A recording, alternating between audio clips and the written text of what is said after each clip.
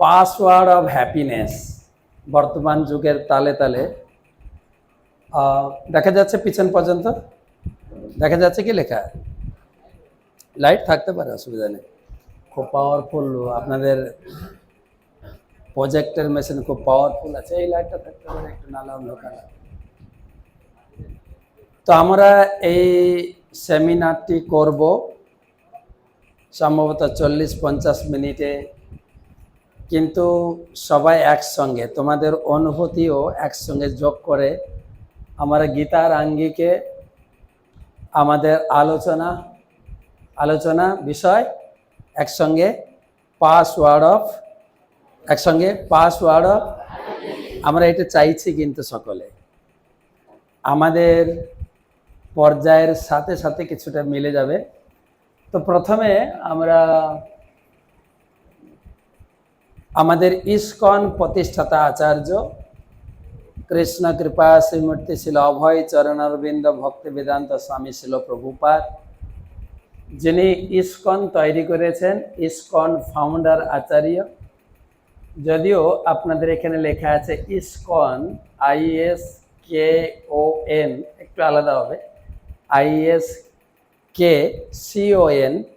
I for, এখানে লেখা আছে I for international, S for society, K for Krishna, কন মিন্স কনসিয়াসনেস।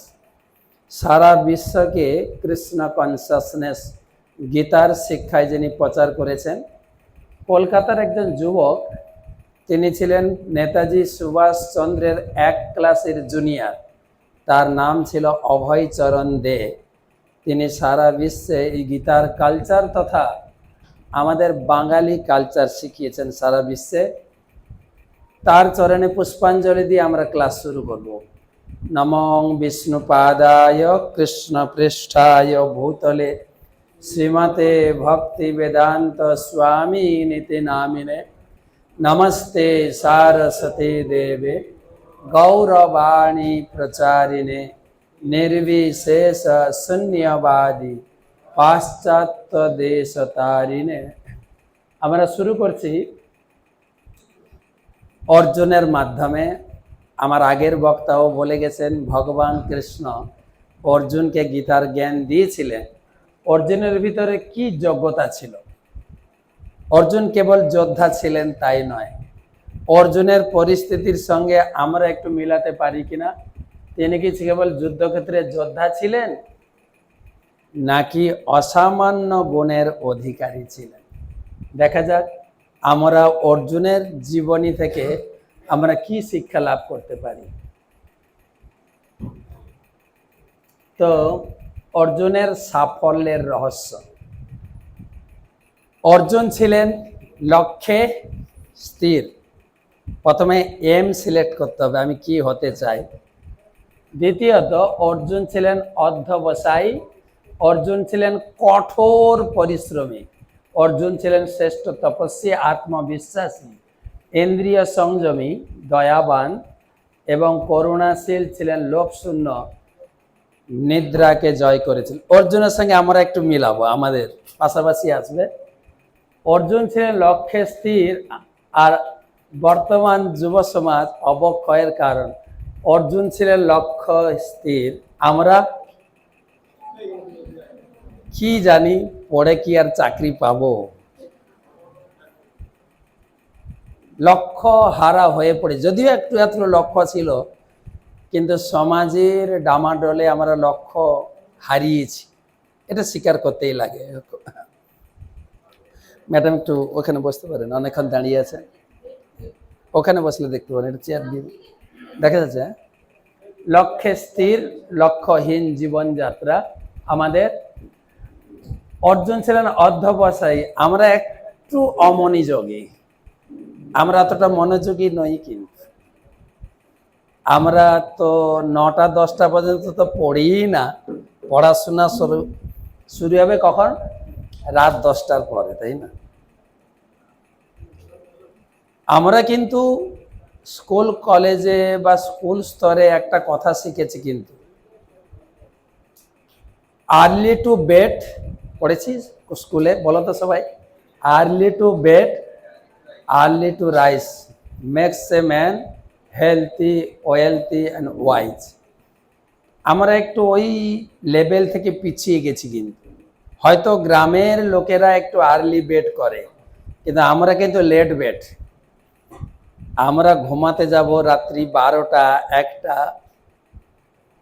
আমাদের জীবনযাত্রা একটু চেঞ্জ হয়ে গেছে। আমি সব আলোচনা করব। শিক্ষায় অমনোযোগী, কঠোর পরিশ্রমী, আর এখন আমরা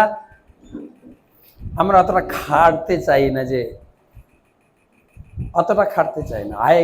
আগেকার দিনের লোক যতটাই গায়ে গতরে খাটতেন ততটাই খেতেন, কিন্তু আমরা খেতে পারি না, কিন্তু খাটি না তো। ঘুম থেকে উঠে মোবাইল, বা যদি শিক্ষা টিক্ষা পেয়ে একটু চাকরি পাই, ল্যাপটপ, ঘরে ল্যাপটপ, অফিসে ল্যাপটপ, খাটি না যে আমরা। আর মানসিক চঞ্চলতায় অস্থির, আর নিজের প্রতি কিছুটা আস্থাহীনতা। পড়ে রেজাল্ট ভালো করব কি, আর করেই বা চাকরি পাবো কি, সব জায়গায় কি লাগাতে হবে, ঠিক আছে। নিজের প্রতি অনেকটা আস্থা হারিয়ে ফেলেছে। একটা স্টুডেন্ট, সে সব সময় সব র্যাঙ্কে টপার হয়েছে, টপার। সে যখন সেকেন্ড ইয়ারে পড়ে, তার মনে একটু ডাউট এসেছে, এবারে মনে হয় আমি টপার হতে পারবো না, হয়তো সেকেন্ড থার্ড হয়ে যেতে পারি। এই ডাউট, এই সন্দেহ ঘুরতে ঘুরতে ঘুরতে ঘুরতে ঠিক রেজাল্ট বেরোনোর আগের দিন সুইসাইড করেছে। পরের দিন রেজাল্ট বেরোচ্ছে, দেখিয়েছে ও হচ্ছে টপার। আমরা নিজের প্রতি অনেকটা আস্থাহীনতা, কি মিলছে কি না, কিছু কিছু মিলবে হয়তো। সবাই এদিকে তাকিয়েছে, তুমি হ্যাঁ কি বলছো কি না বলছো কেউ দেখছেও না, মিলছে কি না। হ্যাঁ, মিলবে।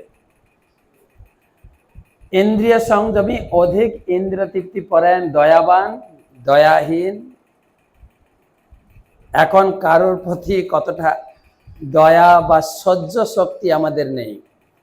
কথায় কথায় আমরা রেগে যাই, কথায় কথায় আমাদের ভিতরে ঝগড়া বেঁধে যায়, কথায় কথায় আমাদের ভিতরে খুনও হচ্ছে কি না। আমাদের ভিতরে দয়া নেই। করুণাশীল, পর দুঃখে সুখী। আগে ছিল পর দুঃখে দুঃখী, এখন হচ্ছে কেউ যদি আমাদের ভিতরে বেশি সুখ হয়। বেশ কিছুদিন আগে বর্ধমানে আমাদের একটা ছেলে, সে চাকরি পেয়েছিল, সেন্ট্রাল গভর্নমেন্ট এবং স্টেট গভর্নমেন্ট দুটো চাকরি অ্যাপয়েন্টমেন্ট একসঙ্গে এসেছিল। তো সেন্ট্রালের চাকরিটা ও গ্রহণ করেছিল। পরের দিন চাকরিতে জয়েন করতে যাবে, তার বেশ কয়েকজন বন্ধু বান্ধব মিলে, তুই চাকরিতে জয়েন করতে যাচ্ছিস, খাওয়াবি না, চলো একটু পার্টি করি। একটা রেস্টুরেন্টে নিয়ে গেছেন, পার্টি। পরের দিন বন্ধু যাবে চাকরি, আমাদের খুশি হওয়ার কথা নয় কি, কিন্তু খাওয়ারের সঙ্গে বিষ মাখিয়েছে, মারা গেছে ছেলেরা। কেন? আমরা ওর উৎকর্ষ আমি সহ্য করতে পারি না। এটাই বর্তমান সমাজের বাস্তবিক স্থিতি। পর দুঃখে সুখী, লোভ শূন্য, অতিমাত্রায় লোভ। লোভ আছে না নেই? লোভ আছে কি নেই? নেই মানে, তাই না? 3 বন্ধু হাঁটছিল রাস্তায়। হাঁটতে হাঁটতে একটা বন্ধু হঠাৎ কান্নায় ভেঙে পড়ে। 2 বন্ধু মিলছে, কি ব্যাপার, কাঁদছিস কেন, কি হলো তোকে? আমরা তো এমনি হাঁটছিলাম, তুমি কান্নাকাটি করছো কেন? না, কি বলবো, 2 মাস আগে আমার মামি মারা গেছেন। কয় মাস আগে? 2 মাস আগে। মামি খুব ভালোবাসতো আমাকে। মামি যখন মারা যান, তার ইনকামের 5 লক্ষ টাকা আমাকে দিয়ে গেছেন। বলে মামি তো মারা গেছে, দুঃখের কথা, কিন্তু টাকা পেয়েছো তো আনন্দের কথা। চলো, কান্না করলে তো আর মামি ফিরে আসবে না, চলো। চলতে চলতে আবার কান্না। বলে কি হলো, কান্না করছে কেন? মামি তো গেছে। ঠিক 1 মাস আগে আমার কাকু মারা গেছে। কাকুও আমাকে নিজের ছেলের মতো ভালোবাসতো। জানো, যাওয়ার সময় 10 লাখ টাকা দিয়ে গেছেন আমাকে। বলছে ভালো তো, লোক মারা যাচ্ছে, টাকাও তো বেশি পাচ্ছ, ভালোই তো। চলো, কান্না করে লাভ নেই, চলো। আবার একটু যেতে যেতে কান্না। আবার কে মারা গেল? কাকিমা মারা গেছে। কাকিমাও খুব ভালোবাসতো, আমার জন্য 12 লাখ টাকা রেখে গেছে। বা, লোক মরছে, তোমার ইনকাম তো বাড়ছে। আর বলতে বলতেই কান্না, প্রচুর কাঁদছে। বলছে কি হলো? বলে কি বলবো, 1 সপ্তাহ হয়ে গেল কেউ মরছে না। তো লোভ, আমাদের টাকার লোভ নিদ্রাকে জয় করেছিলেন। আর আমরা একটু ঘুমাতে ভালোবাসি, লেট নাইটে ঘুমাবো, উঠবো 8টা-9টার দিকে। তো আমরা মেলাবো ভগবত গীতার আঙ্গিকে। বর্তমান সমাজ যতদিন যাচ্ছে সমস্যা ততই জটিল হচ্ছে। এর একমাত্র কারণ কোনো সঠিক মাধ্যমের শরণাপন্ন না হয়ে প্রত্যেকে নিজেই নিজের সমস্যার সমাধান করতে চেষ্টা করছে। অর্জুন কিন্তু তাই করেননি। অর্জুন করেছিলেন তার সমস্যার সমাধান ভগবত গীতার শিক্ষার আঙ্গিকে। অর্জুন এই জটিলতার সমাধান করেছিলেন ভগবান শ্রীকৃষ্ণের শরণাপন্ন হওয়ার মাধ্যমে। আমাদের আগের যে গীতা পাঠক, তিনি বলে গেলেন দ্বাদশ অধ্যায়, প্রথম অধ্যায় কি পাবে, দ্বিতীয় অধ্যায় পড়লে কি পাবে, খুব সুন্দর বলেছেন। তো দ্বিতীয় অধ্যায়ে শিষ্যস্তে অয়ম সাধিতাং মাং প্রপন্ন, আমি তোমার শরণাপন্ন, আমি তোমার সারেন্ডার হচ্ছি, তুমি আমাকে গাইড করো। কি গাইড করলেন না, আমাদের গীতাতে অনেক সমাধান আছে, আমরা 5টা মূল শিক্ষা আজকে শিখব। কয়টা মনে রাখতে হবে কিন্তু সবাইকে, ঠিক আছে? প্রথমে প্রত্যেকে কর্তব্য পরায়ণ হতে হবে। আচ্ছা, গীতার শ্লোকটা বাংলায় লেখা আছে, বলবে আমার পরে পরে? নাহি কশ্চিৎ ক্ষণমপি, বলো, জাতো তিষ্ঠত্য কর্মকৃত কার্যতে হি অবশ কর্ম সর্ব প্রকৃতি জয় গুণই। প্রত্যেকে কর্তব্য পরায়ণ হতে হবে। স্টুডেন্ট, তার কাজ হচ্ছে পড়াশোনা করা, পিতামাতার কাজ হচ্ছে পরিবার এবং সামাজিক যে দায়িত্ব আছে পালন করা, দেশ নেতা, তার কর্তব্য হচ্ছে দেশকে এগিয়ে নিয়ে যাওয়া। ভগবত গীতায় প্রথম শিখিয়েছেন ডিউটি বাউন্ড, প্রত্যেকে নিজের নিজের ডিউটি। স্কুলের বা কলেজের শিক্ষক বা শিক্ষিকার কাজ হচ্ছে পড়ানো, শিক্ষিকা যদি না পড়ায় সেখানে কিন্তু ব্যতিক্রমী ঘটবে। প্রত্যেকের নিজে নিজের ডিউটি বাউন্ড। প্রথমটা মনে রাখবে, প্রথমটা কি করতে হবে? কর্তব্য পরায়ণ প্রত্যেকে। আমাদের ইংরেজিতে একটা কথা বলে, God helps those who helps themselves. তুমি যদি নিজে প্রচেষ্টা করো, ভগবান তোমাকে সাহায্য করবে। প্রতিদিনের পড়া, প্রতিদিন হোম টাস্ক যা যা আছে সেটা আমাকে কমপ্লিট করতে হবে। তাহলে কিন্তু গীতা শেখাচ্ছেন। গীতা কখনো লোকে বলে না গীতাকে 10 বার উচ্চারণ করো, গীতা গীতা গীতা মানে ত্যাগ, না, ত্যাগের কোনো বালাই নেই এখানে। অর্জুন বরং গীতা পড়ার আগে ত্যাগী ছিলেন, তার রাজ্য ছিল না, তার কোনো প্রাসাদ ছিল না। তিনি গীতার জ্ঞান লাভ করার পরে রাজ্য ফিরে পেয়েছেন। তাই গীতা শেখাচ্ছে কর্তব্য কর্ম, বা ইংরেজিতে বলে ডিউটি বাউন্ড। প্রত্যেকে নিজের নিজের ডিউটি করতে হবে ভালো করে। সেকেন্ড, প্রথমটা কি ছিল? কর্তব্য পরায়ণ। সেকেন্ড, সংযমের 3টা ভাগ দেখাবো।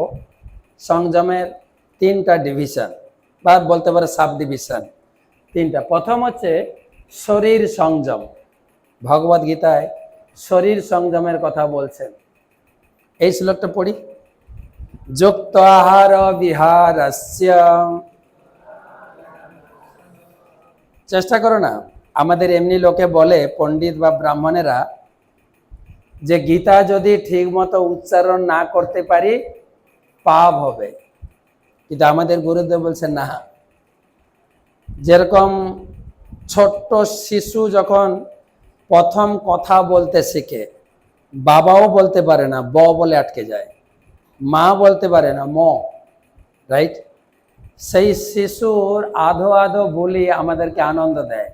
সে আবার যখন ভালো ডিগ্রি পড়ে ভালো ভাষায় দিয়ে কথা বলে ততটা আনন্দ লাগে না। তাই আমরা গীতার শিক্ষার্থী হিসাবে আমরা শিশু সবাই উচ্চারণ করবো। সবাই রেডি? যুক্তাহার বিহারস্য যুক্ত চেষ্টস্য কর্মসু যুক্ত স্বপ্নাববোধস্য যোগা ভবতি দুঃখঃ। এখানে বলা হয়েছে এই যে আমরা কলেজে কোর্স করছি, ডায়েটিং কোর্স, ডায়েটিং আছে না এখন? ডায়েটিং শিখেছো? না না, তুমি এত রোগা কেন? আমি ডায়েটিং করছি। নিজে নিজে ডায়েটিং করতে যেও না। ভগবদ গীতায় ডায়েটিং আছে, কি খাবে, কখন খাবে। যুক্ত আহার মানে যতটুকু আহার ততটুকু তোমাকে। আর আমাদের আহারের ভিতরে দুটো ভুল থাকে, ওভার ইটিং, লেস ইটিং। যখন ভালো লাগে বেশি করে খেয়ে নিই, ভালো না লাগলে না খেয়ে থাকি। কিন্তু গীতায় বলছেন নট ওভার ইটিং, ব্যালেন্স করে খাও।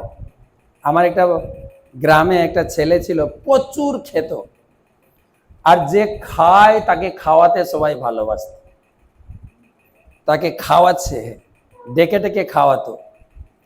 এক জায়গায় ফিস্ট খেয়েছে, ফিস্ট খাওয়ার পরে তাকে বন্ধু বান্ধবরা ধরেছে, এই কেসি দাসের রসগোল্লা নিয়ে এসছে, বেশি নাই, এখানে 10টা রসগোল্লা আছে, একটা করে রসগোল্লা খেলে তোমাকে 10 টাকা করে দেওয়া হবে। হ্যাঁ, 10 টাকা, আচ্ছা 5টা রসগোল্লা দাও। খেয়েছে। এবারে রাজভোগ নিয়ে এসছে 3খানা, বলছে একটা রাজভোগ খেলে তোমাকে 10 টাকা দেওয়া হয়। 10 টাকা দেবে সত্যি তো? 2টো রাজভোগ দাও। খেয়েছে। 1 হাঁড়ি দই নিয়ে এসছে, দইটা যদি খেতে পারো তোমাকে কত দেবে? কত কত 50, কত 50 টাকা। হাফ খাই হাফ। এত খেয়েছে, এবারে আর নড়তে চড়তে পারছে না। এবারে টানো হসপিটালে, হসপিটালে নিয়ে গেছে। বলে কি হয়েছে? একটু বেশি খেয়ে ফেলেছে। তাকে হজমি বড়ি দিয়েছে, বলছে এই বড়িটা খেয়ে নাও, তোমার শরীর সুস্থ হবে। বলছে ডাক্তারবাবু এই 2টো বড়ি খেতে পারতাম তো তাহলে হাফ দইটাও খেতে পারতাম, মানে একটুকু জায়গা নেই বড়ি। তো আমরা ওভার ইটিং, বেশি খাই। আর বেশি খাওয়ার ফলে 2টো কারণ হচ্ছে, একটা হচ্ছে ওভার ইটিং, আর একটা হচ্ছে লেট নাইট স্লিপিং। আমরা এখন ঘুমাতে যাই 1টা 2টো, মা বাবা মনে করছে পড়ছে, পড়ছে না, হোয়াটসঅ্যাপে ঘাঁটছে, কে জানে। আমরা লেটে উঠি, আর সূর্য উঠা দেখার জন্য দার্জিলিং এ যাব টাইগার হিলে। আরে প্রতিদিন ঘরে ছাদে উঠো, সূর্য উঠা দেখতে পাবে, হবে কি না? দেরি করে ঘুমানোর ফলে শরীর বাড়ছে, ওজন বাড়ছে। আর বর্তমান সমাজে প্রত্যেকটা গাড়িতে কি ট্রেনে ছোট ছোট কাগজ লাগানো আছে, আপনি কি মোটা, আপনি ওজন কমাতে চান, আমার দোকানে আসুন। পেপারে, আপনার নেটে, সব জায়গা দেখেন আপনি কি মোটা, একই কথা। কথাটা ঠিক না ভুল? তো এক জায়গায় একটা লোক মর্নিং ওয়াক করতে গিয়ে একটা হোর্ডিং দেখেছে। হোর্ডিং, হোর্ডিং বোঝো তো? Advertisement hoarding. ওখানে লেখা আছে আপনি যদি ওজন কমাতে চান আপনাকে কিছু করতে হবে না, আপনাকে জকিং করতে হবে না, মর্নিং ওয়াক করতে হবে না, মেডিসিন খেতে হবে না, কায়িক পরিশ্রমও করতে হবে না। আমাদের দোকানে আসুন, আমাদের চেম্বারে আসুন। ও ঠিকানা দেখে দেখে চেম্বারে পৌঁছেছে। বলছে আপনাদের ঠিকানা দেখলাম, ওজন কমানোর জন্য কিছু করতে হবে না, এটা কি আপনাদের অ্যাডভার্টাইজমেন্ট? হ্যাঁ। বলছে দেখুন, আমি অনেক ডাক্তার দেখিয়েছি আমার শরীরের ওজন কমানোর জন্য। একটা ডাক্তার আমাকে সাজেশন করলেন যে আপনি খাওয়া কমান। আপনি কি খান? বলে 6খানা রুটি খায়, একটু কমান। 4খানা রুটি খান। 2 মাস 4খানা রুটি খেয়েছি, ওজন কমেন। ডাক্তারকে গিয়ে বললাম, একই ডাক্তার, আমার কিছুই হলো না। বলে আরো কমান। তারপরে 4টা থেকে হলো 2টো, আরো 2 মাস খেলাম, তাতেও কমছে না। ডাক্তারবাবু কিছু বলুন, কিছুই তো হচ্ছে না। বলে আরো কমান। বলে আর তো কমানো যাবে না। বলছে কেন? 1 কিলো আটা দিয়ে 6টা রুটি করতাম, 1 কিলো আটা থেকে 4টা রুটি করলাম, এখন করেছি 2টো রুটি। আর কমানো যায় 1 কিলো আটা? খাওয়া কমেছে না বেড়েছে? কিন্তু আমি আপনাকে টিপস দেব, আপনাকে ঔষধ খেতে হবে না, মর্নিং ওয়াক করে ঘাম ঝরাতে হবে না, জকিং করতে হবে না, কিছুই করতে হবে না। শুধু একটা জিনিস করতে হবে, মাথাটা নাড়তে হবে। সবাই একটু মাথা নাড়ো দেখি। যারা রোগা পাতলা আছে নাড়ো না, যারা মোটা আছে একটু। মাথা নাড়তে হবে মানে যখন ভালো ভালো খাবার আসবে সামনে, তুমি কি বলবে? আমি খাবো না। শরীর কমবে কিনা? গীতাতে সেটাই বলছেন, যুক্ত আহার যুক্ত বিহার, প্রতিদিন একটু হাঁটা চলা করতে হবে। বিহার মানে হাঁটা চলা। যুক্ত চেষ্টসু কর্মসু, কর্ম মানে যারা আমরা চাকরি করি বা কাজ করি, প্রত্যেকের একটা টাইম বাঁধা আছে, 6 থেকে 8 ঘন্টা কর্ম করবেন, এর বেশি কর্ম করবেন না। প্রত্যেকে, কোম্পানি হোক, স্কুলে হোক, কলেজে হোক, প্রত্যেক কর্মক্ষেত্রে ম্যাক্সিমাম শরীরের 24 ঘন্টার 1/3 আপনি কাজ করতে পারবেন, গীতায় সেট করেছেন। আর আপনি যদি মনে করেন আমি ওটি করব, ওটি মানে কি বলে, ওভার টাইম করব, আর ওভার টাইমের টাকা আপনি ভোগ করতে পারবেন না, ভোগ করবে ডাক্তার। কেন? এই বডিটা বানিয়েছেন ভগবান। যেরকম এই বিল্ডিং যিনি বানিয়েছেন, ইঞ্জিনিয়ার, তিনি জানেন এই বিল্ডিং এর লংজিভিটি, এই building a water line, electric line, তার কাছে পুরো নকশা আছে। তাই ভগবত গীতা হচ্ছে manual guide book. Bhagavad Gita আছে এই শরীরটাকে তুমি কতক্ষণ খাটাবে, কতক্ষণ বিশ্রাম দেবে, কতটুকু খাবে, কখন ঘুমাবে, কখন ঘুম থেকে উঠবে, সব গাইডলাইন দেওয়া আছে। শুধু ধর্মের গ্রন্থ বলে লাল কাপড় মুড়ি রেখে দিলে কোনো কাজ হয় না কিন্তু। তাই ভগবান বলছেন নিদ্রা যুক্ত স্বপ্না বব, স্বপ্না মানে রাত্রি, যুক্ত স্বপ্না, ঠিক টাইমে ঘুমাবে, ঠিক টাইমে ঘুম থেকে উঠবে। আমি একটু আগে বলেছি আর্লি টু বেড আমরা করছি না, আমরা করছি লেট বেড, আর্লি বেড করছি না।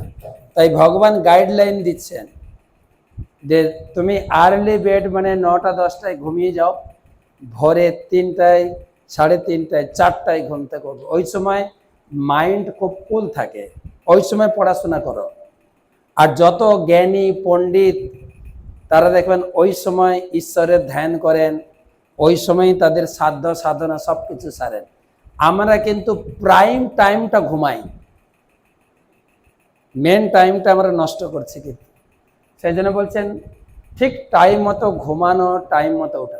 এমনি গীতার গাইডলাইন হচ্ছে আপনি এই যুবক বা যুবতী শরীরে 6 থেকে 7 ঘন্টা আপনাকে ঘুমাতেই হবে, নাহলে শরীর কিন্তু কাজ করবে না, আলস্য আসবে।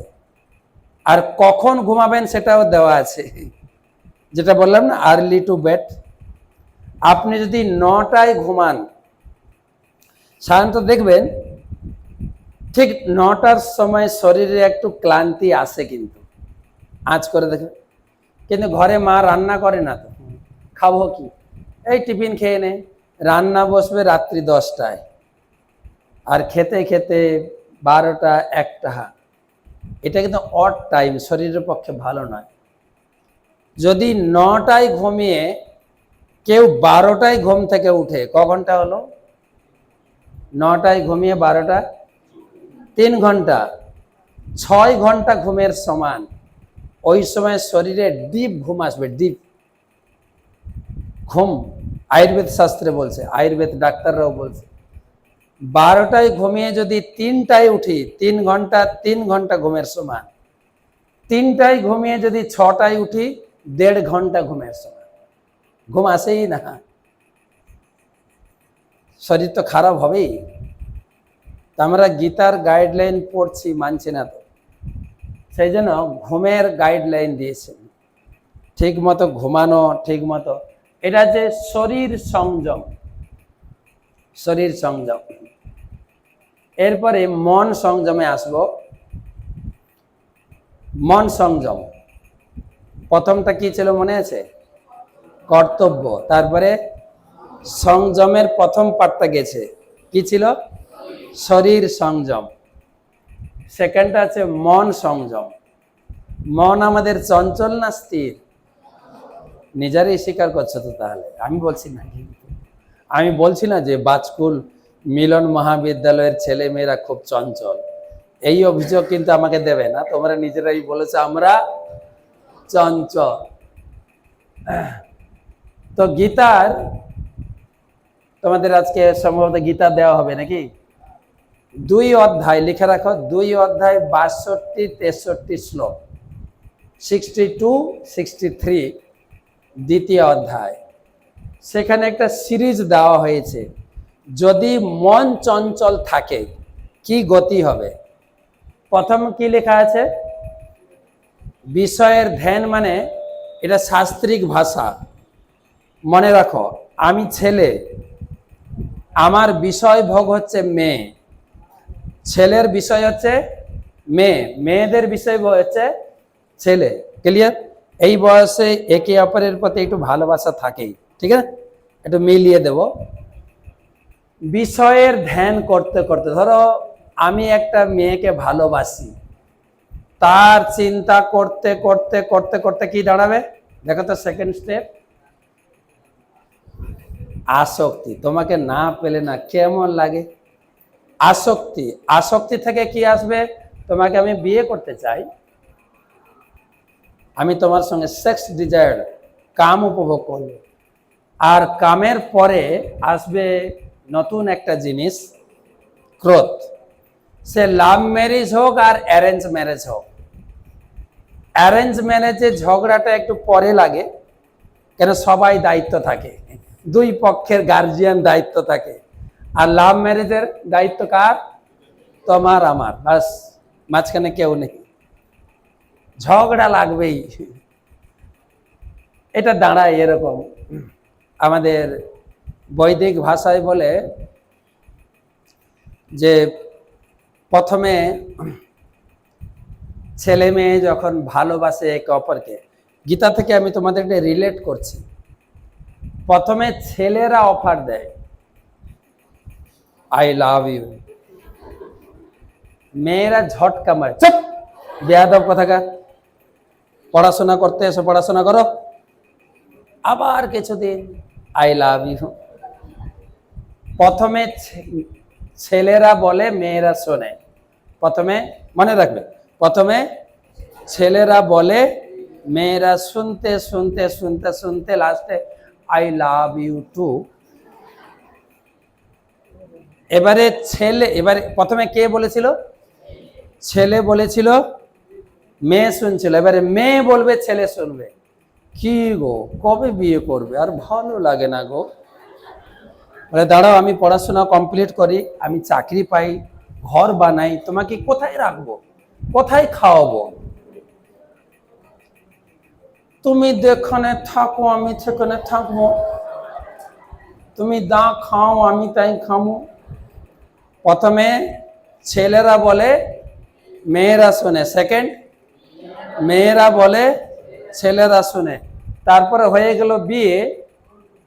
এবারে 2 জন বলবে, পাড়া পড়োশি শুনবে, মানে ঝগড়া। আচ্ছা, উপলব্ধিতে মিলছে কিছু? হ্যাঁ, বন্ধু বান্ধবের ক্ষেত্রে নিজেরা না করে থাকলেও বন্ধু বান্ধব, এটা এটা গীতার ল, গীতার ল দেওয়া হয়েছে। ক্রোধ, ক্রোধ প্রথমে তো যে যাকে ভালোবাসে সূর্যমুখীর মতো ভালোবাসে, তোমাকে দেখতে সূর্যমুখীর মতো, একদম সকাল থেকে টার্গেট করে, কি গো ঘুম থেকে উঠেছ, কলেজে কখন যাবে, সূর্য ও যেদিকে যাবে সূর্যমুখী সেরকম করবে, কি গো দুপুর হয়ে গেল যে। তারপরে যখন আরো ক্লোজ হবে, ক্লোজ, সেই সূর্যমুখীটা হবে চন্দ্রমুখী, তুমি তো আরো ভালো তো। কিন্তু বিয়ের পরে হবে জ্বালামুখী, আমি দেখতে, তোমাকে দেখতে চাই না এক মুহূর্ত। গীতার যদি মন সংযম না থাকে সিকুয়েন্স আসবে। ক্রোধ, আমরা ছোটবেলায় একটা স্কুলে পড়েছিলাম, বানরের পিঠাভাগ মনে আছে কি? বানরের পিঠাভাগ, দুটো বিড়াল মিলে একটা পিঠা চুরি করেছে, কি করে ভাগ করবে নিজেদের উপরে বিশ্বাস হচ্ছে না। মাঝখানে এসে গেল বানর, বাঁদর বলবো না, বানর, একটু ভালোবাসায় বলি, বানর। বানর চালাকি, বেশি কম করে ভাঙতে ভাঙতে একটু একটু করে খেতে খেতে পুরো খেয়ে নিল। দেখো তো মিলে কিনা, ভালোবাসা করে বিয়ে করেছি, এবারে দুজন ঝগড়া করব আর উকিল বানর টাকা খাবে, মিলছে কিনা? খাচ্ছে কিনা? টাকা কে খাচ্ছে? বানর বলবে না, উকিল খাচ্ছে, ঠিক আছে। তো এই যে গীতায় সেটাই বলছে, মন সংযম করো। প্রথমে যখন তোমার এই চিন্তা আসবে, সেখান থেকে তোমাকে সংযম হতে হবে। বিয়ে অবশ্যই করব একদিন, সময় আছে, নিজে যে লক্ষ্যে এসেছে সেটা কমপ্লিট করি। আমি বাবা মা অত্যন্ত পরিশ্রম করে এত টাকা পয়সা পাঠাচ্ছেন, আমাকে লক্ষ্যে, বাবা মার একটা লক্ষ্য আছে, সেই বাবা মার লক্ষ্যটাকে আমাকে হাসিল করে দিতে, বাবা মায়ের সম্মান, সেই জন্য মন সংযম করতে। না হলে এই ক্রোধের পরে আরো আছে, শেষ নাই। ক্রোধের পরে মোহ, তারপরে স্মৃতিবিভ্রম, বুদ্ধিনাশ, আর লাস্টে আরেকটা স্টেপ আছে, গলায় দড়ি। হচ্ছে কিনা? একদম স্ট্রেট, খুব সুন্দর দেখানো হয়েছে।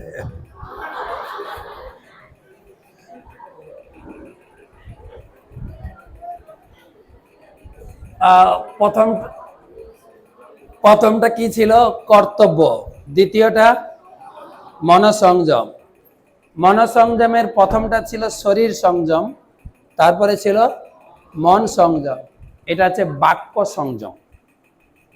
আমাদের কথা বলার স্বাধীনতা রয়েছে, কিন্তু কোথায় কি কথা বলতে হবে এটা শিখতে হবে, কিন্তু না হলে কিন্তু হিতে বিপরীত হয়ে যাবে। কিন্তু ভালো কথা যদি ঠিক জায়গায় প্রয়োগ করতে না পারি, তাহলে কিন্তু হিতে বিপরীত হয়ে যাবে। একটা ধনী লোকের বাড়িতে একটা গাধা ছিল, একটা গরু ছিল, একটা কুকুর ছিল। তো সবাইকে খাটায়, কে কি? তিনটে, গাধা, গরু আর কুকুর, তিনটা ছিল। তো প্রত্যেকের কাজ কিন্তু আলাদা। একদিন তিনজন যুক্তি করে বলেছে, আমরা আজকে স্ট্রাইক, আমাদের আগের সরকার ছিল, খুব স্ট্রাইক করত আগের সরকার, হ্যাঁ আমাদের। তারপরে সরকার এলো ধর্না, এই সরকার আবার কি করে দেখা যায়, সব এক একটা ছিল, আলাদা আলাদা স্টাইল। তো ওরা স্ট্রাইক করেছে। সকালবেলা লোকটা মাঠে গেছে, নাঙ্গল করবেন, গরুটা কাজ করবে না, শুয়ে পড়েছে। স্ট্রাইক করেছে তো তিনজন, কাজ করবে না, কত পিটিয়েছে কিন্তু কাজ হয়নি। বেটা কি করবে, নাঙ্গল ছেড়ে দিয়ে ঘরে এসছে, বাজারে যাবে ব্যবসা করতে, শাক সবজি বেঁধে গাধার পিঠে চাপিয়েছে, গাধা শুয়ে পড়েছে। যা, কি হলো আজকে? সারাদিন না চাষবাস না ব্যবসা, কিছুই হয়নি। রাত্রে একটু শান্তিতে ঘুমাবে। এবার রাত্রের কাজ কার? গাধার কাজ হচ্ছে মাল বওয়া, গরুর কাজ হচ্ছে চাষ করা, নাঙ্গল দেওয়া, আর কুকুরের কাজ কি? পাহারা দেওয়া। তিনজন স্ট্রাইক করেছে, গাধার কাজ গাধা করেছে, গরুর কাজ গরু করেছে। এবার কার পালা? কুকুর দেখছে ঢুকছে চোর, কে ও স্ট্রাইক, কিন্তু স্ট্রাইক করে যে আমিও আজকে কাজ করব না। চোর ঢুকছে, গাধা বলছে আরে যদি বাড়িটা পুরো চুরি করে যায়, চুরি হয়ে যায়, আমরা খাবো কি? কমপক্ষে তোর কাজটা তুই কর, চোরকে তাড়া। বলছে না, স্ট্রাইক, আমাদের স্ট্রাইক। তখন চোর ঢুকছে, গাধা তখন চিৎকার করছে হালা হালা হালা। তখন মালিকটার ঘুম ভেঙে গেছে। কে চিৎকার করছে? গাধা। কিসের জন্য চিৎকার করছে? চোর তাড়াতে। ভালো কাজ করছে, কিন্তু কিন্তু মালিকটা উঠে বেধড়ক পিটিয়েছে। দিনের বেলা কাজ করলে না, রাত্রে একটু শান্তিতে ঘুমাবো তাও ঘুমাতে দিলি না। কাজ কিন্তু ঠিক করেছে, কিন্তু মার খেয়েছে। তাই আমাকে শিখতে হবে কোন বাক্য কোন জায়গায় কতটুকু প্রয়োগের অধিকার আছে আমার। হ্যাঁ, রেডি? একসঙ্গে পড়ার চেষ্টা করতো আমার সাথে সাথে। অনদেবেগ করম বাক্যম সত্যং প্রিয়াহিতম চজত শ্রদ্ধায় অভ্যসনম চৈব বাংময় তপ উচ্চতে। তোমরা ছবিটা মিলেছে না? একদম। যদি জিহ্বাকে সংযত না করি, কথা বলা যদি সংযত না হয়, কি কথা কখন, এই শ্লোক নাম্বার দেয়া আছে, এই শ্লোক নাম্বার কতটুকু বলা উচিত। অনেক লোক বলে না সত্যি কথা বলবো, মুখ ফাটিয়ে বলবো না। সব জায়গায় চলে না, কি সব জায়গায় বলা যাবে না। আমাদের সংযত হতে হবে। আমরা ছোটবেলা শিখেছি গুরুজনের মুখের উপরে কথা বলতে নেই, পালন করো তো। কিন্তু আমাদের বর্তমান কি কালচার এসেছে, এই শিক্ষা আজ থেকে পিছিয়ে যদি যাই, 700 বছর আমাদের দেশকে মোগল শাসন করেছে, ইতিহাস বলছে। আমাদের সনাতন ধর্মের কালচার তুলে দিয়েছে মোগলরা, 700 বছর শাসন করেছে। তারপরে কোন শাসন এসছে? ব্রিটিশ, তারাও 200 বছর শাসন করেছে। বর্তমান ব্রিটিশ চলে গেছে, কিন্তু ব্রিটিশ কালচারটা থেকে গেছে। আমরা কলেজে স্কুলে পড়েছি বাংলার বাঘ, কি নাম যেন, আশুতোষ মুখোপাধ্যায়, তিনি বিদেশি পোশাককে ট্রেন থেকে ছুঁড়ে ফেলেছিলেন। মায়ের দেওয়া মোটা কাপড়। আমি তোমাদেরকে মানে ততটা লজ্জা দিতে চাই না, বলো তো আমরা সেই বিদেশি পোশাক পুড়িয়ে পড়ছি কিনা? আমাদের গায়ে কিসের পোশাক আছে? আমাদের বাঙালি কালচারের পোশাক নাকি বিদেশি পোশাক আমাদের গায়ে এখন? ভালো, ব্রিটিশ কালচার। এখন আমরা মাকে মা বলতে লজ্জা বোধ করি, মম, রাইট? এটা আমাদের সনাতনী কালচার নয়। বাবাকে বাবা বলতে লজ্জা বোধ করি, ডেথ, বাবা হয়ে গেছে ডেথ। আর মাও মরেছে, চমকে যাচ্ছ কেন? আমরা পড়েছি ইতিহাসে না ভূগোলে, আমার ঠিক মনে নেই, যখন মিশর দেশের লোকেরা মারা যেত, মাটিতে সমাধি দেয়া হতো, তাকে বলা হতো মমি। মা মমি না? মা মরেছে কিনা? হ্যাঁ, মা হয়ে গেছে মমি, বাবা হয়ে গেছে ডেথ। নিজের মাকে মা বলে ডাকি না। আর যে আমাদের আনুষঙ্গিক মা থাকেন, মা একা নয় কিন্তু, মামিমা, জেঠিমা, পিসিমা, কাকিমা আছে না? নিজের মাকে মা বলি না, সেই জন্য বাকি সবাই কি হয়ে গেছে? মা হয়ে গেছে মমি, বাকি সব হয়েছে এন্টি। কি কালচার আমাদের! কাজের মাসিও এন্টি, দিদিমণিও এন্টি, সব গড়ে এক কথায়। খ্রিস্টান কালচার আমার। আর কি বলছি, আগেকার দিনে আমরা বাড়ি থেকে স্কুলে যেতাম, কলেজে যেতাম, মা বাবা মায়ের পায়ে হাত দিয়ে প্রণাম করে যেতাম। আর এখন কি হচ্ছে? মা বা হাই। কি কালচার এটা? এটা তো সনাতন কালচার নয় তো। আমাদের ছিল নমস্কার। আমাদের দেখে অবাক লাগলো, এতদিন পরে আমি দেখলাম 25শে বৈশাখ কিসের জন্য বিখ্যাত? 25শে বৈশাখ ওটা পুরানো ছিল, একটা নতুন অ্যাড করতে হবে। আমাদের নবনির্বাচিত মুখ্যমন্ত্রী শপথ নিয়েছে 25শে বৈশাখ, হ্যাঁ না? আর শুধু তাই না, আমাদের জেলার পূর্ব মেদিনীপুরের এটা গর্ব করতে হবে, বলতো আমাদের জেলার, আমিও তোমাদের জেলার, কিন্তু যেখানে যাই দেশ বিদেশি লোক একটু নাক ছিটকাতো, এরা কুমড়া খায়, কুমড়া, মেদিনীপুরের লোক কুমড়া খায়। এখন আর বলতে পারবে না, কিন্তু বলো না মুখ্যমন্ত্রীর কাছে কমপ্লেন দেবো, আমাদের দেশের মুখ্যমন্ত্রী। তো শপথ নিয়েছিল ওই দিন, দেখলাম, আমি ছিলাম শপথ গ্রহণ অনুষ্ঠানে, ওই দিন দেখলাম আমাদের মাননীয় প্রধানমন্ত্রী রবি ঠাকুরের চরণে পুষ্পাঞ্জলি দিলেন, 2বার পুষ্পাঞ্জলি দিয়েছে। তারপরে সভাসদ যত অডিয়েন্স ছিলেন, কমপক্ষে 3-3.5 লাখ লোক ছিলেন, সবাইকে হাঁটু গেড়ে প্রণাম করলেন। এই কালচার তো নেই আমাদের। এখন আমাদের হিন্দু কালচার কি এসে গেছে, ব্যাস। কিন্তু এই কালচার, আমাদের বাঙালি কালচার আমাদের উঠে যাচ্ছে। মাইকেল মধুসূদনও দুঃখ করে একটা গান গিয়েছেন,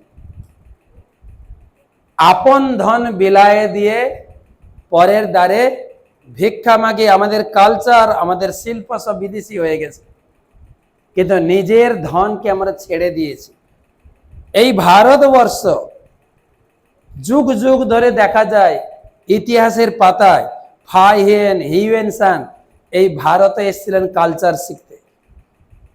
নালন্দা বিশ্ববিদ্যালয় এখনো বিহারে আছে, আমি গেছি, পড়তে যাইনি, লেকচার দিতে গেছি আমি নালন্দা বিশ্ববিদ্যালয়ে। এখনো বিদেশ থেকে লোক আসছে এখানে কালচার শিখতে। মায়াপুরে যদি যা, আমাদের মেন আশ্রম আছে মায়াপুর, সারা বিশ্বের মানুষ, American, German, France, Australian, China, রাশিয়ার লোক, তারাও ধুতি পাঞ্জাবি পরে, মায়েরা শাড়ি পরে ঘুরছে রাস্তায়। আর আমরা কিন্তু বাঙালি শাড়ি পরতে একটু লজ্জাবোধ হয়, কিন্তু যদি প্যান্টালনের গেঞ্জি পরতে পারি আর পপ গাইতে পারি, আমাদের কালচার দাঁড়াচ্ছে। যখন আমাদের ইসকন প্রতিষ্ঠাতা আচার্য লন্ডনে গিয়েছিলেন প্রচারে, যখন লন্ডন হিথ্রো এয়ারপোর্টে নেমেছেন, তখন লন্ডন মিডিয়া সাংবাদিক এসছেন, বলে, Swamiji, you are coming from India, you are coming from poor country India, what want to take this? আপনি গরিব ভারতবর্ষ থেকে এসেছেন কি নেওয়ার জন্য? তো ইসকন প্রতিষ্ঠাতা আচার্য শিল প্রভুপাদ বললেন, তোমরা ব্রিটিশ 200 বছর ভারতকে শাসন করেছ, শোষণ করেছ, চুরি করেছ, তারপরে এসছো, তোমরা চোর। তোমাদের কাছে পাওনা তো কিছুই নাই, বরং তোমরা এতই বোকা, ভারতবর্ষের অরিজিনাল কৃষ্টি সংস্কৃতি তোমরা চুরি করতে পারোনি। সেই ভগবত গীতার জ্ঞান তোমাদের কাছে বিনামূল্যে বিতরণ করতে এসেছি, তিনি বলেছিলেন। কিন্তু আমরা ভারতবাসী কতটুকু গীতাকে সম্মান দিই? কিন্তু খুশির খবর, এই কলেজ ম্যানেজমেন্ট এইরকম একটা আয়োজন করেছেন। হয়তো কেউ আবার প্রতিবাদ করতে পারে, কলেজে এসব আবার ধর্মচর্চা কেন? বলতে পারে ধর্মচর্চা নয়, আমি ধর্মচর্চা করছিও না, আমি ভগবত গীতার সামাজিক শিক্ষার উপরে চলছি, ধর্মের ভিতরে তো আমি ঢুকি নাই। ভগবত গীতা একটা জ্ঞান ভান্ডার।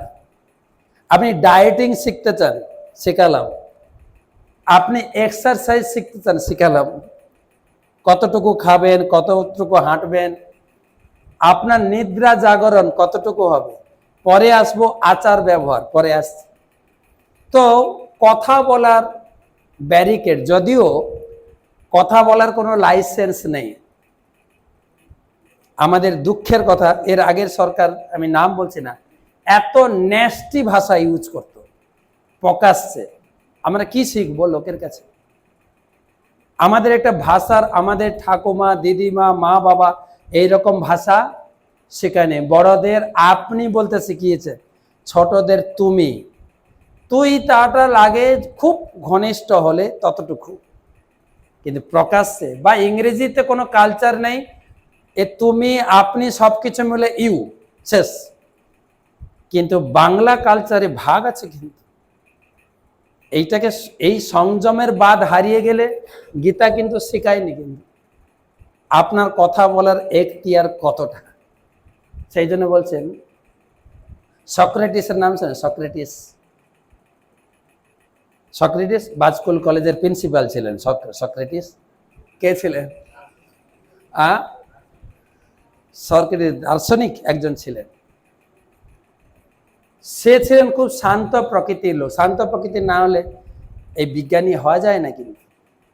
কিন্তু তার স্ত্রী ছিল খুব ঝগড়াটে। একদিন বন্ধুর সঙ্গে বসেছেন খুব গুরুত্বপূর্ণ কিছু ডিসকাশন করার জন্য, আর পিছন থেকে তার স্ত্রী বকেই যাচ্ছে, বকেই যাচ্ছে, বকেই। তার বন্ধুটি বলছে, মহিলাটি কে?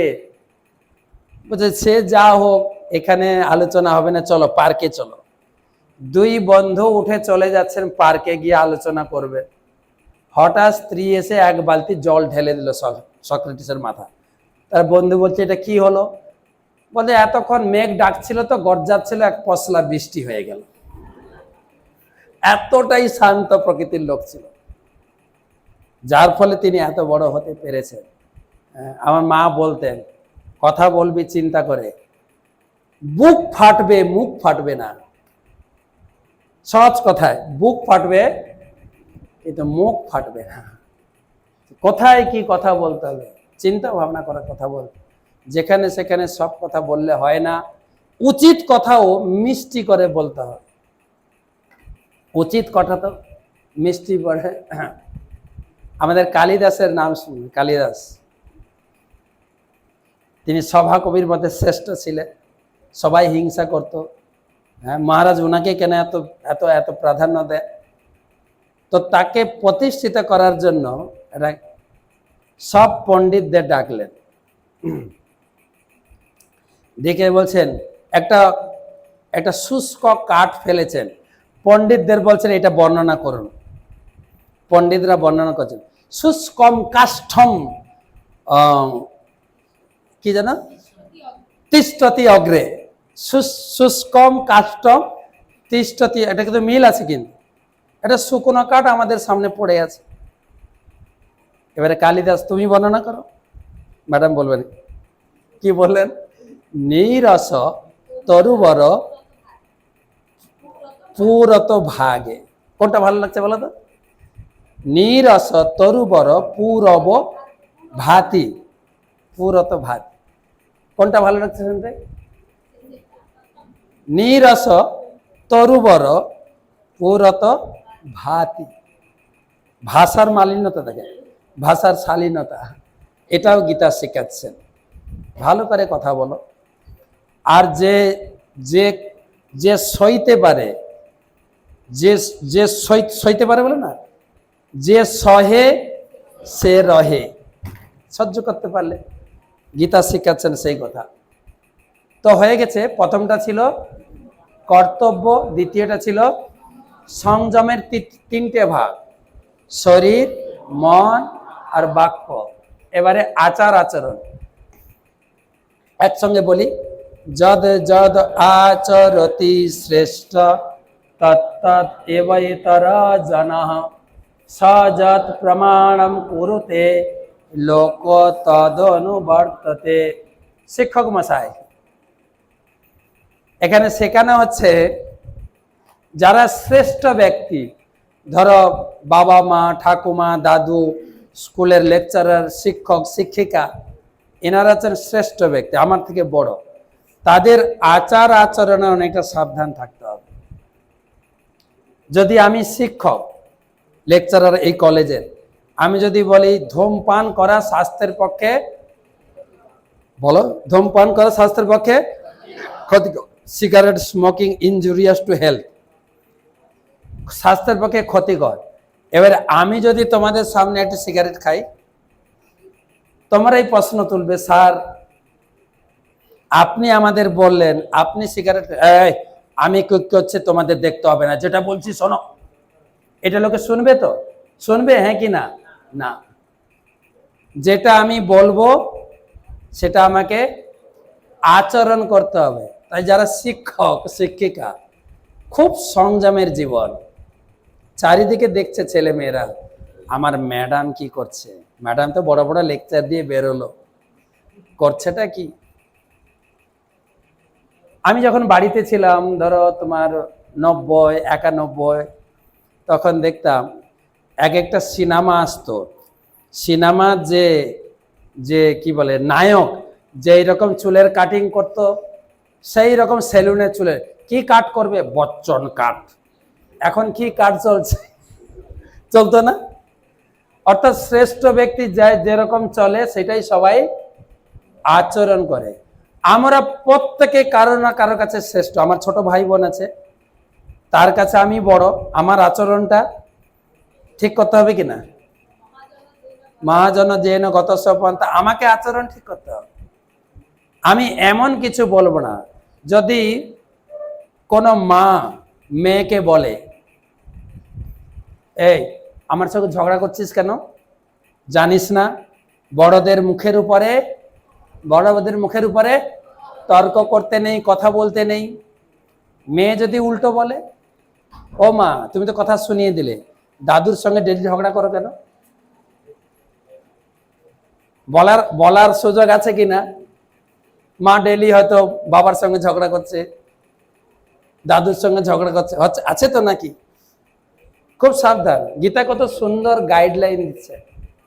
আমি ছোটবেলায় দেখেছি, যখন গ্রামে থাকতাম, কোথাও যদি একটি ঝগড়াঝাটি হতো, গর্ভবতী মা যদি চলে আসতো ঝগড়াঝাটির মাঝখানে, সাধারণত শাশুড়ির বলতো, এই তুমি এখানে কেন এসছো?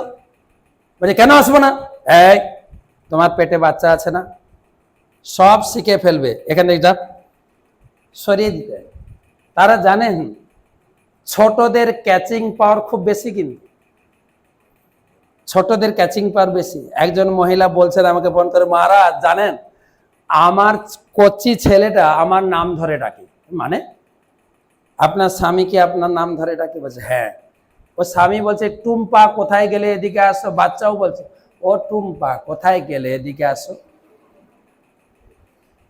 আচার আচরণের দিক থেকে খুব হুঁশিয়ারি থাকতে হবে, না হলে কিন্তু আমাদের সাইকোলজিতে বলে, তোমাকে এটা বলছি কেন শুনছো না, আমি তোমাকে একটা আঙ্গুল দেখাচ্ছি, কিন্তু এটা বলছি কেন শুনছো না, তিনটা আঙ্গুল কোন দিকে আছে?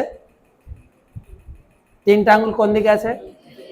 তুমি 3বার শোধন হও, তুমি তাকে কি জ্ঞান দিচ্ছ? তুমি নিজে 3বার শোধন করো, তারপরে তোমার কথা ও শুনবে। এটা দরকার আছে কিনা? আর বর্তমান কালচার কি এসেছে, স্কুল কলেজে হয় কিনা জানি না, এপ্রিল ফুল, টিচারদেরকে ঠকাবো, এই কালচার কোত্থেকে এলো? এপ্রিল ফুল তো আমাদের কালচারে নেই। তো কোথাকার কালচার? খ্রিস্টান কালচার। কলেজে মাস্টারমশাইকে ঘেরাও করব। আমার মা চাইছিলেন তুই বড় হয়ে স্কুল টিচার হবে, সেটা হয়তো মায়ের আশাটা পূরণ হয়নি, কিন্তু বলছিলেন স্কুলের টিচার হবি, প্রাইমারি স্কুলের। দেখ প্রাইমারি স্কুলে কেউ টিচার হয় নাকি? বলছে না, যেটা বলছি শোন, পারলে প্রাইমারি স্কুলে টিচার হোস, আর নাহলে হাই স্কুলে হতে পারে, কলেজে হবি না। কেন না, প্রাইমারি স্কুলের টিচারদের সম্মান গুরুর মতো। এখনো দেখবেন প্রাইমারি স্কুলের টিচার দেখা হলে পায়ে পায়ে হাত চলে যায়, স্যার স্যার। আর টিচারও খুব হুঁশিয়ার, ও প্রণাম চায়, শুধু এমনি বলবে থাক থাক থাক, না করলেই হতো, কিন্তু প্রণামটা নেবে। কিন্তু কলেজের টিচারকে কেউ পায়ে হাতে প্রণাম করে, স্যার ভাই। আর কত শান্তিনিকেতন বলুন, যাদবপুর বলুন, কি ছাত্র ছাত্রীদের নেচার, হ্যাঁ, প্রিন্সিপালকে লক করে দাও, এগুলো কি কালচার? এই কালচার আমরা গীতা থেকে পাচ্ছি না। সেই জন্য আচরণ করতে হবে। আচরণ যদি ঠিক মতো না করা, এবারে 3 নম্বর গেল, 4 নম্বর তাড়াতাড়ি এগোই। নৈতিক শিক্ষা, যেটা ইংরেজিতে বলে মোরাল টিচিংস, মোরালিটি। আমরা মোরালিটি গীতা থেকে অনেক কিছু আছে, আমি কিছুটা। দিন চর্চা, সারাদিন আমি কি করব, বিশেষ করে তোমরা স্টুডেন্ট একটা রুটিন শিডিউল করা উচিত। আমি এখন টিউশনে যাব, কলেজে যাব, তারপরে এটা করব, এত শিডিউল, দিন চর্চা করতে বলা হয়। আধ্যাত্মিক অনুশীলন, অনুদ্বেগকর বাক্য, যেটা আমি বলেছি, বৈদিক শাস্ত্র অধ্যয়ন।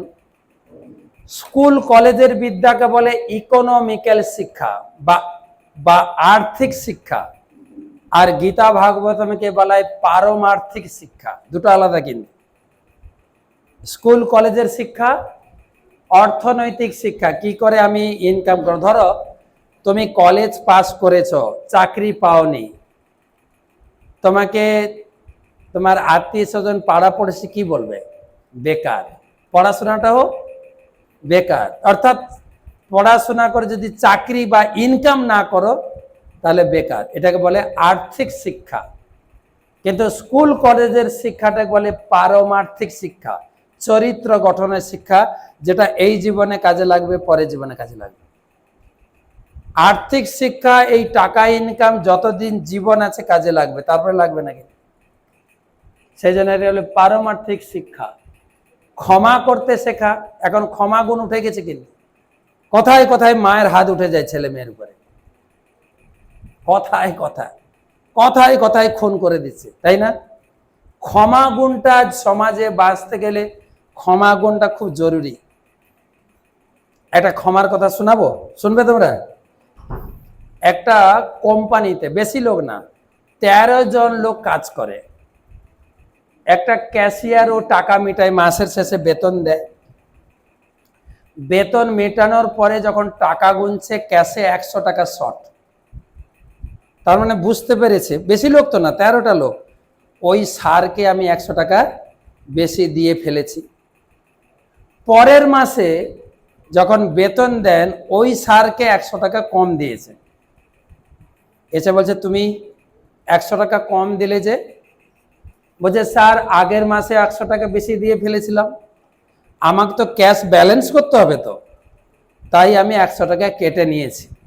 স্যার কি উত্তর দিয়েছে শোনো, ভালো করে শুনবে। স্যার বলছেন তুমি আগের মাসে ভুল করেছো, তোমাকে ক্ষমা করে দিয়েছি, এই মাসে তো তোমাকে ক্ষমা করব না। ঠিক আছে কিনা বলে? যখন নিজের স্বার্থ তখন ক্ষমা করে দেবো, যখন স্বার্থ নেই না। ক্ষমা গুণটা সর্বক্ষেত্রে দরকার। আমরা সবাই ভুল করি, নাকি আমাদের ছোটরা ভুল করে বল? সবাই ভুল করে। ইংরেজিতে একটা, হিন্দিতে একটা কথা আছে, ভুল হোনা প্রকৃতি, ভুল করাটা স্বাভাবিক। টিচার ভুল করে, ছাত্র ভুল করে, মা বাবা ভুল করে, ছেলে মেয়ে ভুল।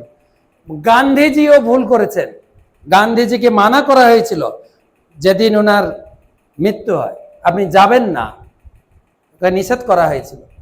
সবাই ভুল করে, কিন্তু আমার ভুলটা মা বাবা ক্ষমা করছে কি না? করছে।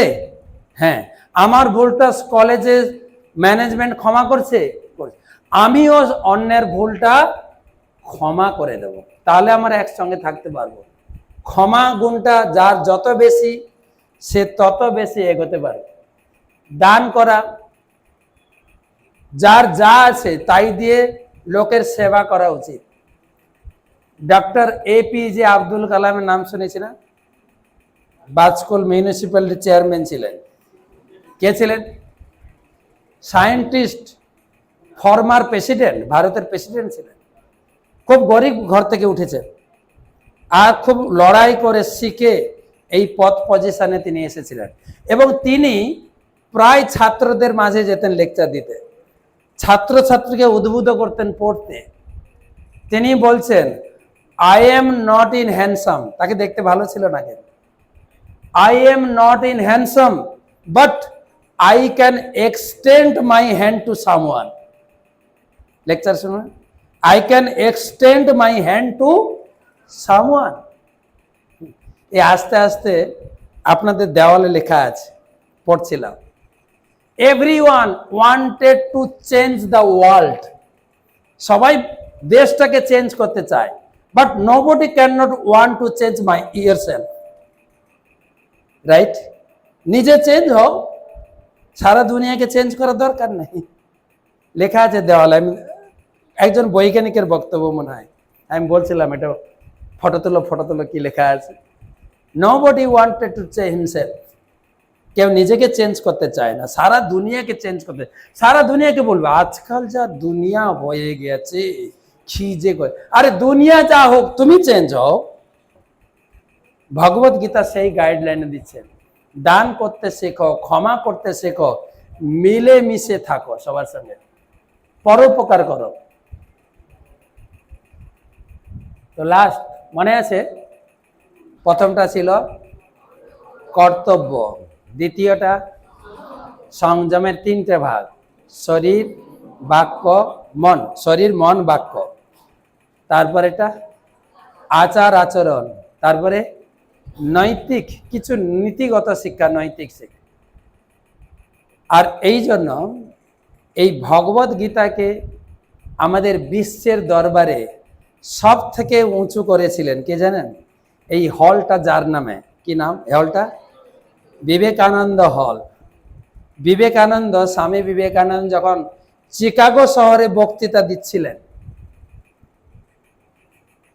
আপনারা তো শুনেছেন বা পড়েছেন যে মাত্র 2 মিনিট লেকচার দেওয়ার সময় পেয়েছিলেন। প্রথমে এমন একটা কথা বললেন, 5 মিনিট হাততালি পড়েছে। কি বলেছিলেন? My dear American brothers and sisters, American ভাই বোনেরা, এই কথাতে আমেরিকাবাসী উল্লসিত হয়েছিলেন। সেখানে তিনি প্রতিষ্ঠা করেছিলেন, আমি গীতার জ্ঞানে আপনাদেরকে কিছু কথা শেখাবো। শেষে বললেন, সনাতন ধর্মের এই গ্রন্থ গীতা সব থেকে উঁচু স্তরে রয়েছে, শ্রেষ্ঠ বিদ্যা। ভগবদ গীতায় 9ম অধ্যায়ে বললেন, রাজবিদ্যা রাজগুহ্যম পবিত্রম ইদম উত্তমম। এই বিদ্যা হচ্ছে সমস্ত বিদ্যার রাজা, কিং অব নলেজ, সমস্ত বিদ্যার রাজা। আর এই গীতার বিদ্যা যদি কেউ শিখতে পারে, সুসুখম, তার জীবনটা সুখে চলবে। হয়তো তোমার ঘর বাড়ি বিষয় সম্পত্তি বাড়বে না, কিন্তু তুমি সুখে থাকবে যদি ভগবত গীতার জ্ঞানকে আশ্রয় করো। স্বামী বিবেকানন্দ সেই জন্য বললেন, আমি সনাতনী হিসাবে গীতার শিক্ষায় আমার জীবন গড়ে উঠেছে, তাই নিজেকে গর্ববোধ করি। আমি নিজেকে হিন্দু বলতে গর্ববোধ করি, স্বামী বিবেকানন্দ বলতেন। তিনি যখন স্টেজ থেকে নামলেন, একজন আমেরিকান তাকে প্রশ্ন করলেন, স্বামীজি, আপনার গীতা গ্রন্থটি যদি সব থেকে শ্রেষ্ঠ হয়, তাহলে গীতাটা কেন নিচে আছে? স্টেজের উপরে অনেক ধর্মের বই ছিল, বাইবেল, কোরআন, ত্রিপিটক, গীতা। গীতা ছিল নিচে। স্বামীজি কিন্তু উপস্থিত বুদ্ধি জানতেন, কোন ক্ষেত্রে কোন কথা বলা যায়। বলে এই জন্য, যেহেতু গীতাটা নিচে আছে, সেই জন্য আমি প্রমাণ করে দেব, আমাদের সনাতন ধর্মের গীতা গ্রন্থটি দেখাবো, যেই গীতাটা টান দিয়েছেন সব গ্রন্থ হুড়মুড় ঘরে পড়ে গেছে। তখন এই গীতা গ্রন্থকে তিনি এত বড় উঁচু করেছেন। আরেকটা কথা শিখায়, পরে আসছি। এবারে 5 নম্বর শিক্ষা, ভগবদ গীতার 9ম অধ্যায় 34 নম্বর শ্লোক। সারা ভগবদ গীতায় টোটাল 700 শ্লোক আছে, সব থেকে শ্রেষ্ঠ শ্লোক, টপার শ্লোক বলে, টপার, শিরোমণি। রেডি সবাই? বলার চেষ্টা করবো সবাই। মনমনা ভব মদভক্ত মজ্জাজি মাম নমস্কুরু মামে বৈশ্যসি যুক্তৈবম আত্মানম মৎপরায়ণ। ভগবান বলছেন, তুমি সকালে উঠে আমাকে একটু চিন্তা করো, মন মনা, তোমার মনটা আমার সঙ্গে একটু লিঙ্ক করো, আমাকে চিন্তা করো। প্রত্যেক ধর্মে আছে। ঘুম থেকে উঠে একটু ঈশ্বর চিন্তা করো। ইসলাম ধর্মে আছে, খ্রিস্টান ধর্মে আছে। শুধু আমাদের ধর্মে ঘুম থেকে উঠে চায়ে চুমুক দেবো, আর কিছুই না। একটু ঘুম থেকে উঠে ঈশ্বরকে কেন চিন্তা করবে? ঈশ্বর কি দিয়েছেন? ঈশ্বরকে আমাদের বাংলা ভাষায় বলি ভগবান। ভগবান বলি না? ভ মানে যিনি ভূমি তৈরি করেছেন। এই বাজকুলের মাটি কোন সাংসদ বা বিধায়ক তৈরি করেনি। কে তৈরি করেছেন? ভগবান। তার নাম ভ মানে ভূমি, গ মানে গগন, যিনি গগন তৈরি করেছেন।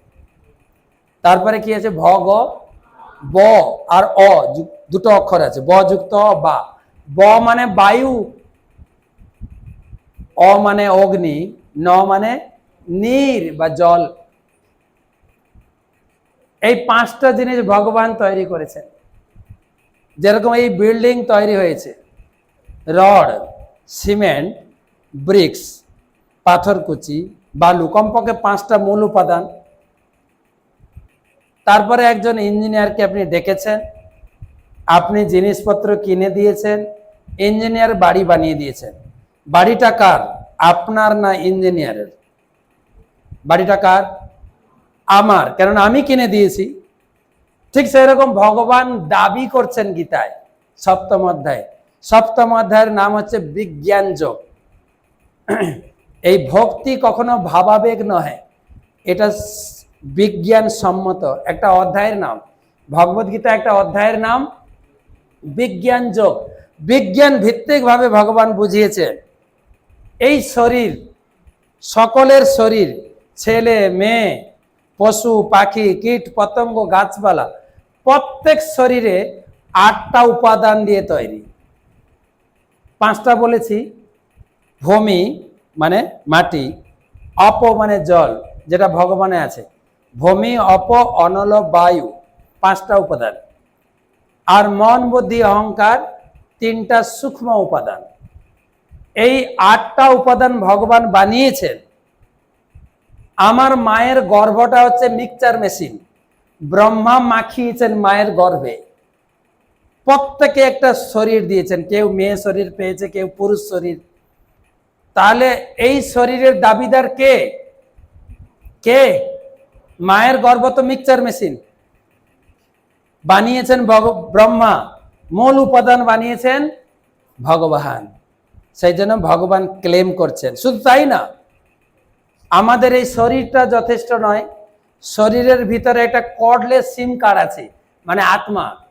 যার ফলে তোমরা বাড়ি থেকে পড়তে এসেছো, আমি মায়াপুর থেকে এসেছি, আমি এখানে লেকচার দিচ্ছি, যতক্ষণ আত্মা আছে। ছোটবেলায় বাড়িতে শুনেছি, কিন্তু রাখে হরি। ভগবান যতক্ষণ এই সিম কার্ডটা ভিতরে রাখবে ততক্ষণ এই মোবাইলটা চলবে। রাখে হরি, উল্টোটা যদি বলা হয় মারে হরি, রাখে ডাক্তার না LIC। আমার LIC করা আছে, আমি মরবো না। LICর এজেন্টরাও মরবে, ডাক্তাররাও মরছেন কি না?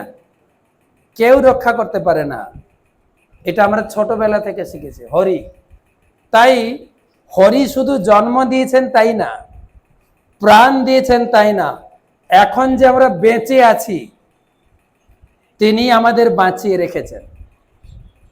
আমার দৈনন্দিন খাবার কে সাপ্লাই দিচ্ছেন জানেন? কে কে সাপ্লাই দিচ্ছেন?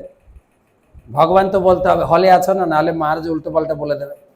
কিন্তু লজিকটা কি? লজিক তুমি বলবে আমার বাবা ইনকাম করে তাই আমি খাই, বা আমাদের সরকার ভর্তুকি দেয়। আগে ছিল অন্নপূর্ণা, আগে ছিল লক্ষ্মী ভান্ডার, এখন এখানে ভগবান কোত্থেকে এলো? শোনো, সকালে তোমরা 8টা 9টার সময় খেয়ে এসছো, তাই তো? এতক্ষণ পর্যন্ত কিছু খাওনি, তাই তো? ধরো 2-3 ঘন্টা কিছু খাওনি, হ্যাঁ কি না? মিথ্যা কথা কেন বলছো? খেয়েছো। কি খেয়েছো? হাওয়া। ভাত ডাল তরি তরকারি না খেয়ে অনেকদিন বাঁচা যায়। তোমরা হয়তো শুনবে, আজ থেকে প্রায় 20 বছর আগে আমাদের কেন্দ্রীয় মন্ত্রী হসপিটালে শুয়ে শুয়ে বহু হাওয়া খেয়েছে, টাকা নষ্ট করেছে। শুনে থাকবে, ইতিহাসে পরে আসবে। প্রিয়রঞ্জন দাস মুন্সি কতদিন ভেন্টিলেটরে পড়েছিল, কয়েকশো কোটি টাকা নষ্ট করেছে। শুনেছ কিনা জানি না, কয়েক বছর ছিল না খেয়ে দিয়ে, কিন্তু হাওয়া চলছিল, হাওয়া। যদি ভগবান তোমার নাকের উপরে মিটার মেশিন বসিয়ে ছাড়তো যে তুমি এখন হাওয়া খাও, যখন ইনকাম করতে শিখবে তখন বিল পাঠাবো।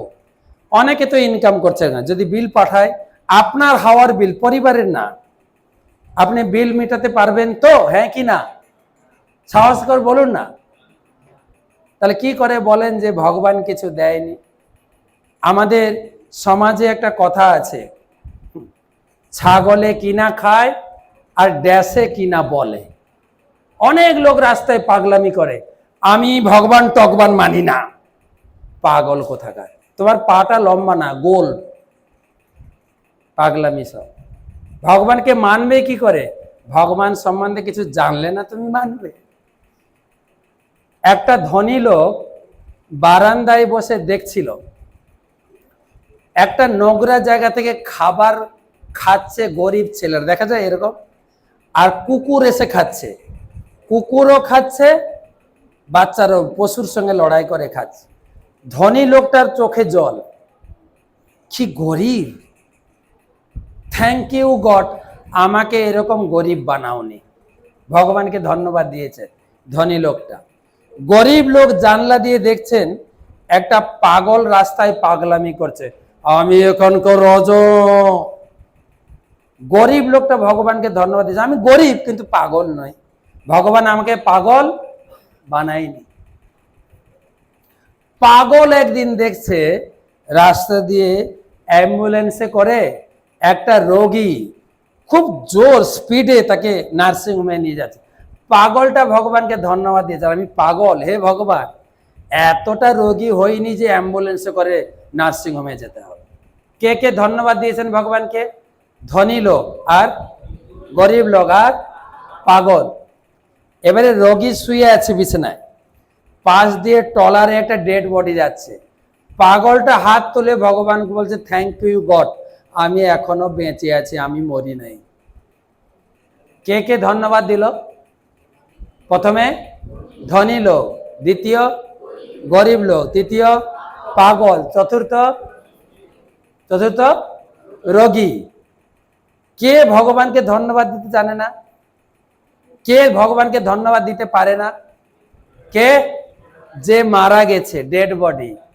তাই যারা ভগবানের জিনিস ব্যবহার করে ভগবানকে ধন্যবাদ দেয় না, তারা কেবল ডেড বডি। ঠিক আছে, ডেড বডি ছাড়া কিছুই না তারা।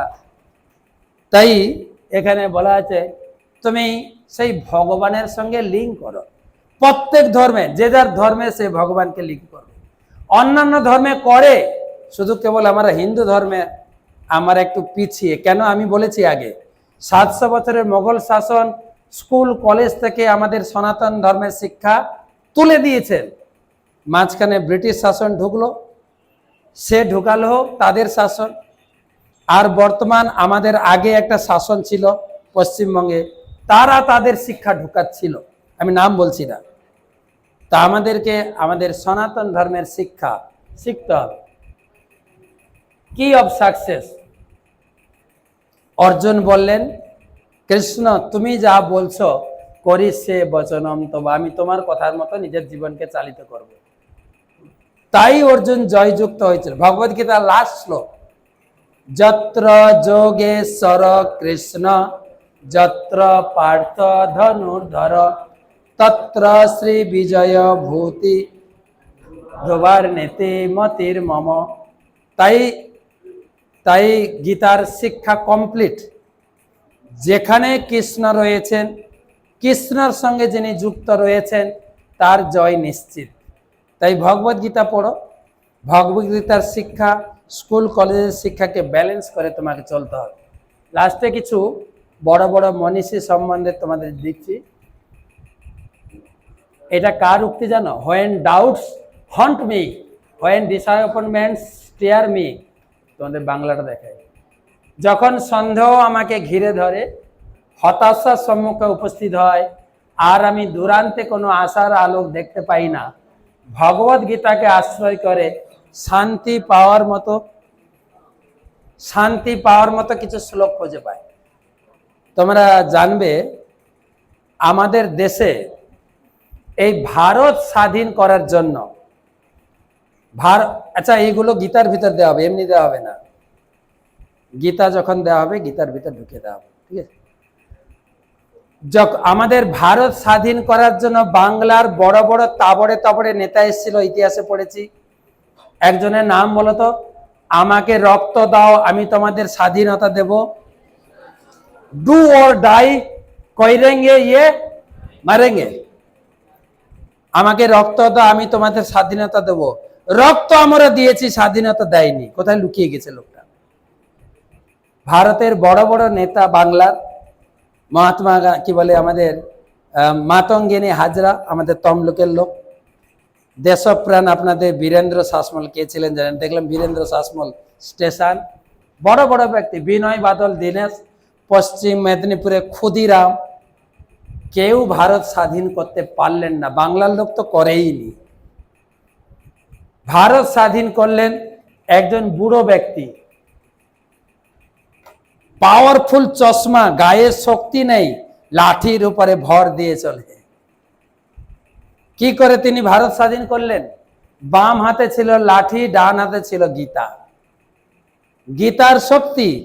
তিনি বলেছেন, জীবনে যদি কখনো আমি দুঃখর মধ্যে পড়তাম, নিভৃতে বসে আমি গীতা পড়তাম, গীতার আশ্রয় করতাম। তাই তোমরাও গীতা পড়ো, জীবন যুদ্ধে জয়ী হওয়ার জন্য শক্তি লাভ করবে, কর্মঠ হবে। আর বিবেকানন্দ বলে গেছেন, যতদিন লক্ষ্যে না পৌঁছাতে পারছো রোকো মত, চলো লক্ষ্য প্রাপ্তি করনে কে লিয়ে রোকো মত, এগো, নিজের জীবনকে এগিয়ে নিয়ে চলো। মহাত্মা গান্ধী। আইনস্টাইন তিনি কি বলছেন? যখন ভগবত গীতা পড়ি, চিন্তা করি ভগবান এই বিশ্ব ব্রহ্মাণ্ড কিভাবে বানিয়েছেন, কত নিখুঁত। আমরা বিজ্ঞানী সায়েন্স পড়তে গিয়ে একটা কেঁচো, একটা কচু, একটা আরশোলা কেটে কেটে কোষগুলো দেখতে পারে, ভগবান তো বানিয়েছেন। তিনি বলছেন, অরবিন্দ, ঋষি অরবিন্দ, ভগবত গীতা শুধু শাস্ত্র নয়, এক প্রাণবন্ত সৃষ্টি, জীবনে তোমার কাজে লাগে। স্বামী বিবেকানন্দ, কর্ম করার কৌশল গীতা থেকে আমরা পাই। জওহরলাল নেহরু, স্বামী প্রভুপাদ, ভগবত গীতা মানব সমাজের জন্য একটা অমূল্য সম্পদ। শেষে কনক্লুশন স্লাইড। নাস্তি বুদ্ধি অযুক্তস্য ন চ অযুক্তস্য ভাবনা ন চ অভাবয়ত শান্তি অশান্তস্য কুত সুখ। যদি গীতা না পড়ো, জীবনে শান্তির আশা তুমি করো না। অশান্ত জীবনটা অশান্ত থেকে যাবে। ইংরেজিতে একটা কথা বলে, এটা বলে আমি শেষ করব, মনে রাখবে। Past life is waste paper. বলো তো, ওয়েস্ট পেপার, নষ্ট হয়ে গেছে।